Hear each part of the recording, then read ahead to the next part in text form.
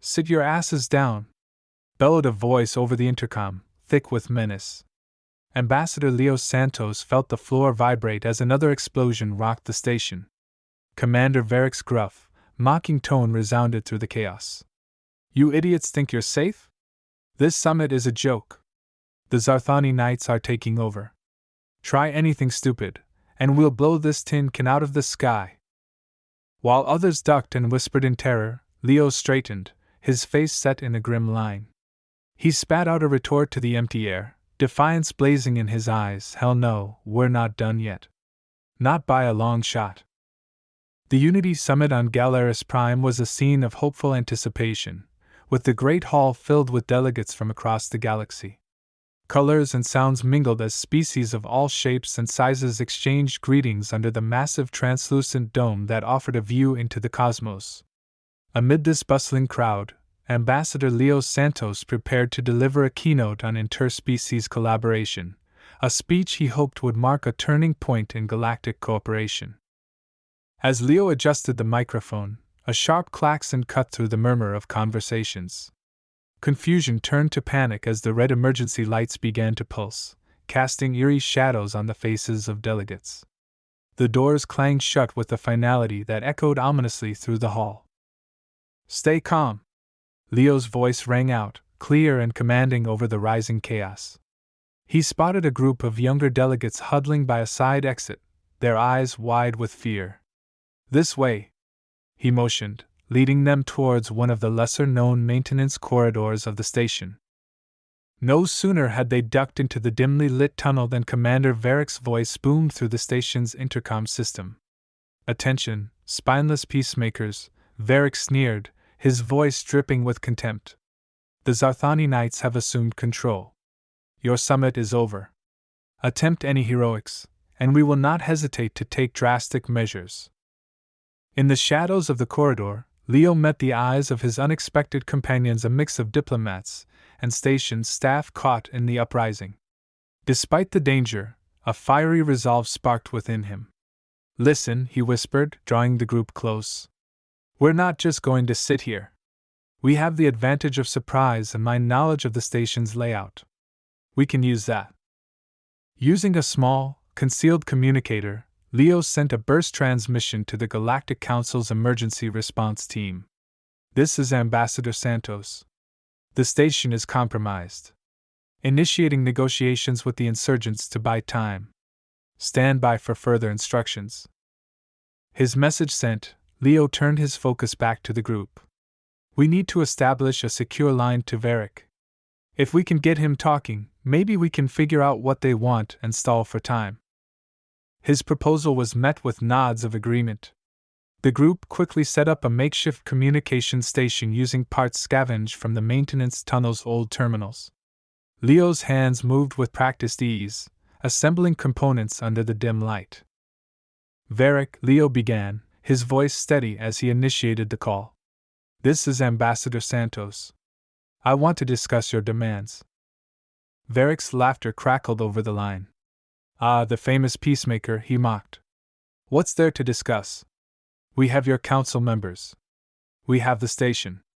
What you have is a delusion that your words mean anything now. Leo's response was calm, unwavering. Words have stopped wars, Varric. And right now, they're all that's standing between you and a fleet response that won't end well for anyone. Let's talk. In the dimly lit confines of the service corridor, Leo Santos and his improvised council of diplomats and station staff worked tirelessly to secure their position. The makeshift communication hub, assembled from spare parts and old terminals, flickered with a fragile glow, casting shadows that danced across anxious faces. Okay, everyone, listen up, Leo instructed, his voice a steady beacon in the growing unrest. We've made contact with Varric, but that's just the first step. We need to keep him talking, find out their demands, and figure out how to undermine their position without escalating the situation. A younger delegate, a Selvian named Threx, adjusted the frequency on the communicator. Ambassador Santos, we have another incoming message from Varric. He's asking for a direct line to the Galactic Council, threatens to start executing hostages if his demands aren't met. Leo's jaw tightened. Patch him through to me first. We need to control this dialogue. As the connection buzzed to life, Leo's demeanor softened, a necessary mask of diplomatic calm settling over his features. Varric, this is Santos again. You said you want to talk to the council? What assurances can you give us that the hostages will remain unharmed? Leo's voice was firm yet open, a careful balance designed to keep Varric engaged. On the other end, Varric's voice was gruff, impatient. Assurances? You think you're in a position to demand assurances, Santos? You'll get nothing until I speak with the council heads directly. Killing hostages won't get you what you want, Varric. It will only tighten the council's resolve. Let's avoid any rash actions. Start by telling me what your endgame is here, Leo countered, strategically steering the conversation away from immediate threats. Threx whispered to Leo, Ambassador, I'm picking up encrypted communications between the Zarthani ships. They might be coordinating something big. We need to act fast. Acknowledging Threx with a nod, Leo continued his verbal maneuvering. Think about your people, Varric. This doesn't end well for them if it turns into a bloodbath. You have the station, but we can offer safe passage and amnesty discussions if you cooperate. Varric paused, the silence hanging heavy over the line. I'll consider your proposal, Santos. But no promises.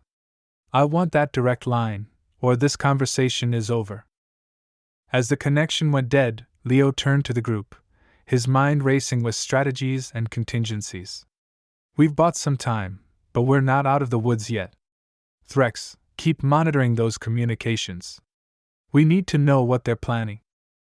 Mira, a communications technician, chimed in. I can try to hack into their system, see if we can get a better idea of their numbers or perhaps even disrupt their command structure. Do it, Leo affirmed. Everyone else, stay alert and be ready to move on my signal. We may need to change locations quickly if they start sweeping the tunnels. Leo's relentless negotiation efforts began to shift the tides within the ranks of the Zarthani Knights. The younger members, uncertain and influenced by Leo's diplomatic acumen, showed signs of doubt, providing an opening he was quick to leverage. Look, Varric, Leo initiated during their next communication, his voice calm but assertive, you and I both know that this standoff could spiral out of control fast. How about we present our cases to the station? Let the people hear our points of view directly. Varric's reply crackled through the static. And why would I agree to that, Santos? So you can paint me as the villain in front of the whole galaxy? It's not about painting anyone as anything, Leo countered smoothly. It's about transparency, isn't it?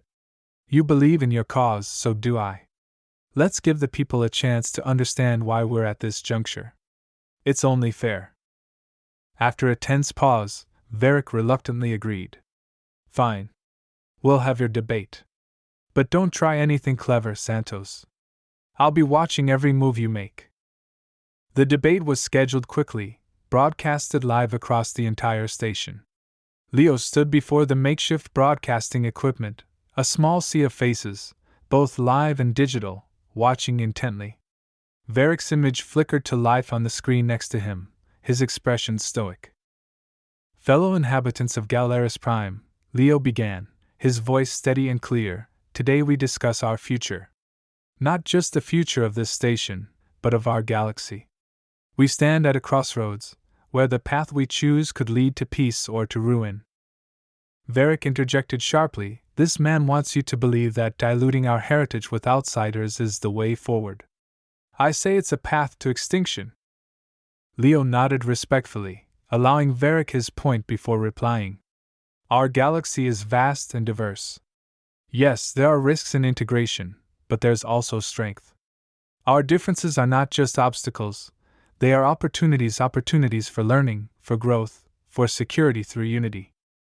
As the debate progressed, the station's populace began responding, their messages flooding the broadcast with support for dialogue and integration. Leo's words resonated, drawing on the collective yearning for peace that many felt but had been too fearful to express. When the broadcast ended, Leo and his team monitored the station's communication channels, noting the shift in tone among the Zarthani ranks. The seeds of doubt were germinating, some openly questioning Varric's directives. "Good work, Ambassador," Mira said, her eyes flicking between the screens displaying various communications across the station. "The public sentiment is swaying. There's chatter about standing down, about parley." "Keep monitoring those talks," Leo instructed, his mind already racing through the next steps. "This debate has opened a door. Now we need to wedge it wide enough to bring everyone to the table." Empowered by the shift in public opinion following the debate, Leo Santos recognized the crucial moment to act. With a mix of newfound allies from the Zarthani ranks and his own team of diplomats, he orchestrated a covert operation to regain control of the station's core systems. "Timing is everything," Leo murmured to his team as they huddled around the station's schematic on a dimly lit console. "We strike during the shift change. It's our best chance to avoid detection and seize control." Mira, the technician, nodded, her fingers flying over the keyboard as she coordinated with their Zarthani counterparts. "I've synced our watches. We have a 7-minute window. Any longer, and they'll lock down the system again." As the time ticked down, Leo and his team disguised themselves in maintenance uniforms, blending in with the regular flow of workers. They split into 3 groups, each tasked with securing a key part of the station's command system. Leo led the primary team, their objective critical, the central control room. The corridors of Galactic Prime were tense, filled with the hum of wary conversations and the soft clank of patrolling guards. Leo's group moved silently, communicating through hand signals and the occasional whisper. Each checkpoint they passed brought them closer to their goal, and the weight of their mission pressed heavily upon them. They reached the control room, and Leo paused, assessing the situation. 2 guards stood at the entrance, unaware of the impending breach. Leo exchanged a glance with Threx, who nodded, understanding his role.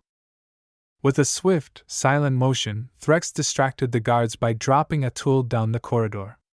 As they investigated, Leo's team slipped inside, swiftly disabling the control room's security measures before anyone inside could react.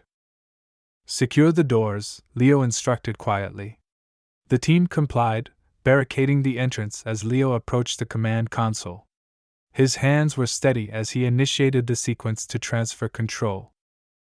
Outside, the distracted guards realized the ruse too late. By the time they raised the alarm, Leo's team had full control of the communication systems, broadcasting a station-wide message. "This is Ambassador Santos," Leo's voice echoed through every corner of Galactic Prime. "The station is now under our control. We are restoring order. To those who stand with the Zarthani Knights, we offer amnesty and a chance to stand down peacefully." As his message ended, reports flooded in from the other teams. The secondary objectives were successful, the station's key systems were now under their control. A palpable sense of relief mixed with tension filled the air as they awaited the response from Varric and his remaining loyalists. It wasn't long before Varric's voice crackled over the calm, fury and defeat resonating in his tone. "Santos, you think you've won? You've just signed a ceasefire with the devil himself." "Perhaps," Leo replied, calm and unyielding, "but it's a ceasefire that saves lives. Let's talk, Varric. It's time to end this." With Galactic Prime now under his control, Leo Santos moved swiftly to consolidate the fragile peace that had been achieved. The main hall, once a place of division and fear, was transformed into a forum for reconciliation and dialogue. "Today we stand together, not as conquerors and the vanquished, but as architects of our future," Leo declared to the gathered assembly of former combatants and delegates. His voice resonated through the hall, echoing off the walls that had witnessed the summit's violent disruption. Commander Varric, stripped of his command but not his influence, sat across from Leo at the negotiating table. The tension was palpable, but so was the potential for a groundbreaking agreement. Leo addressed him directly, maintaining eye contact. "Varric, your concerns about cultural integrity and security are valid. We acknowledge them. Let's work on guarantees that protect not just your people's interests, but all species within the Council." Varric's eyes narrowed, skeptical but interested. And what of the Zarthani Knights? What guarantees do we have against retribution? He asked, his voice cautious. Leo nodded to Mira, who presented a digital document on the screen. Amnesty for all who lay down their arms, with integration programs for those who wish to return to civilian life. Additionally, a council seat to ensure the Zarthani have a voice in galactic affairs, one that can advocate peacefully for your people's rights. The discussions were intense, stretching long into the station's artificial night. Each point was debated, concessions made, and promises forged. Leo worked tirelessly, mediating disputes, soothing fears, and reminding everyone of the stakes. As dawn approached, the final document was drafted, a comprehensive peace treaty that addressed economic, cultural, and security concerns. Leo stood as it was ratified, his face reflecting the exhaustion and the subdued joy of the moment. "We have crafted peace from the shadow of war," he announced to the assembly. "Let this treaty be our commitment to a future where dialogue triumphs over division." Applause broke out, tentative at first, then growing in confidence.